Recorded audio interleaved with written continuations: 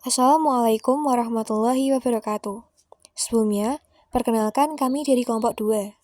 Pada kesempatan kali ini, kita akan membahas tentang masuknya Jepang ke Indonesia dan jatuhnya Hindia Belanda.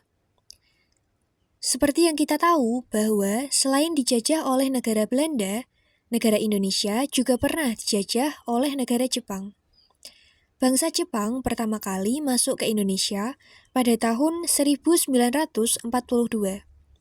Hal yang melatar belakangi masuknya Jepang ke Indonesia adalah karena adanya restorasi Meiji. Restorasi Meiji merupakan serangkaian peristiwa yang berakhir pada pengembalian kekuasaan di Jepang kepada seorang kaisar. Restorasi Meiji berdampak besar pada industrialisasi di Jepang. Jepang bangkit sebagai kekuatan militer pada tahun 1905 dengan slogan Negara Makmur Militer Kuat. Setelah tumbuh menjadi kekuatan baru, Jepang melancarkan serangan ke berbagai negara di Asia Tenggara dengan tujuan untuk menguasai sumber daya alam. Pada pertengahan tahun 1941, Amerika Serikat melancarkan embargo minyak bumi.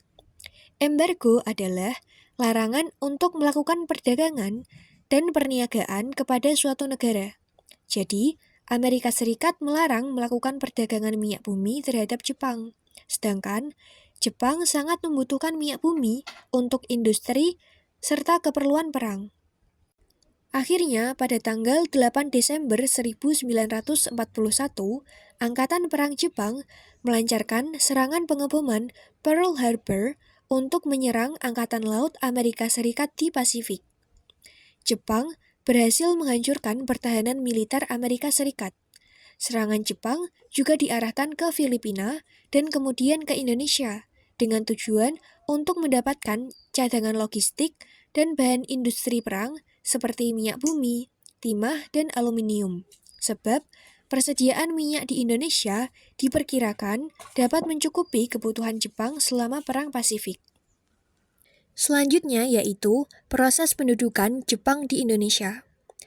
Pasca serangan Pearl Harbor pada Desember 1941, akhirnya pada Januari 1942, Jepang mendarat dan memasuki Indonesia melalui Ambon. Pada saat itu, KNIL atau Tentara Hindia Belanda dan pasukan Australia berusaha menghalangi, namun kekuatan Jepang tidak terkalahkan. Jepang kemudian berhasil menguasai seluruh kepulauan Maluku. Selanjutnya, Jepang juga menguasai Tarakan dan Balikpapan Kalimantan Timur, kemudian masuk ke Pontianak dan menyerang Pulau Sumatera. Pada Februari 1942, Jepang mulai melakukan serangan ke Pulau Jawa.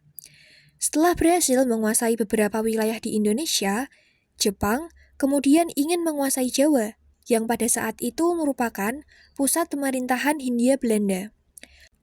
Untuk menghadapi Jepang, blok sekutu yang terdiri dari Belanda, Amerika Serikat, Australia, dan Inggris membentuk komando gabungan yang disebut dengan ABDACOM, Amerika, British, Dutch, dan Australian Command yang bermarkas di Lembang. Pada tanggal 1 Maret 1942, pasukan Jepang yang dipimpin oleh Jenderal Imamura mendarat di Jawa alih-alih menyerang Jakarta. Pasukan Jepang justru melakukan pendaratan di 3 tempat, yaitu Banten, Eretan Indramayu, dan Bojonegoro. Lokasi pendaratan ini tidak diduga-duga oleh Belanda. Pasukan Jepang dengan cepat menyerbu pusat-pusat kekuatan Belanda hingga akhirnya pada tanggal 5 Maret 1942, kota Batavia sebagai pusat pemerintahan Belanda berhasil jatuh ke tangan Jepang. Pasukan Jepang terus bergerak dan berhasil menguasai kota Buitenzorg atau yang sekarang kita sebut dengan kota Bogor. Lalu diikuti oleh kota-kota lainnya yang dengan mudah dikuasai oleh Jepang hampir tanpa perlawanan.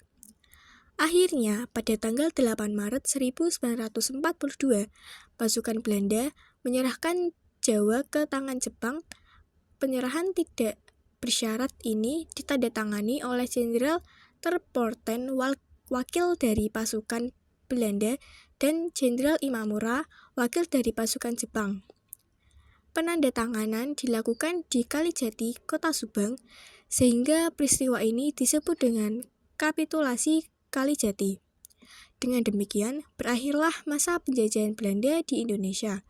Selanjutnya, Indonesia berada di bawah pendudukan Jepang. Selanjutnya yaitu sambutan rakyat Indonesia terhadap Jepang. Kedatangan Jepang di Indonesia pada awalnya disambut dengan senang hati oleh rakyat Indonesia.